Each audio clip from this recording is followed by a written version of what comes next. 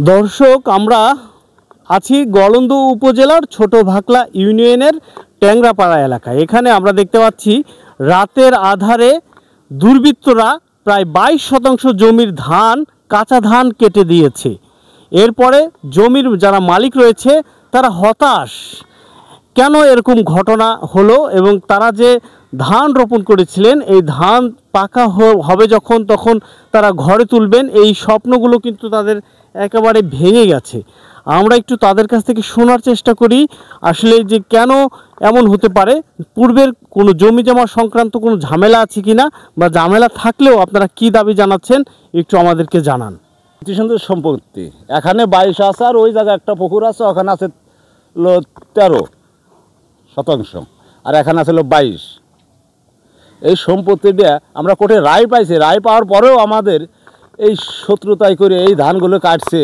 আমরা বারবার কোর্টের মাধ্যমে, মেম্বার চেয়ারম্যানের মাধ্যমে যাও, আমরা কোনো সুষ্ঠু বিচার পাইতেছি না। আমরা এই সুষ্ঠু বিচার চাই। আমার এখন 22 আমরা খাইতেছি, আর বাকিটা 35-এর ভিতর, বাকিটা ওই যে উনি জবরদস্তি করে দখল করে আছে। এখানে ধান রোপণ করতে এখন আনুমানিক তাও আমাদের 30,000 টাকার মতো খরচ হয়েছে। 1.5 মাস বয়স হয়েছিল, আর 1.5 মাস পরে কাটতাম, 3 মাস 3.5 মাসের মাথায় ধানটা কাটতে পারতাম আমি। আমরা এই জমিটার ধান কাটছে, তাকে সুষ্ঠু বিচার চাইতেছি। মামলা জিতার পরে আমরা এই জমিতে আইছি, কোর্টের আদালতের থেকে লোকজন আইছিল, আইসে আমাদের জমি বুঝ দিয়ে গেছে। তারপরে আমরা এখানে এই জমি চাষ করছি, তাদের সামনে ধান লাগাইছি।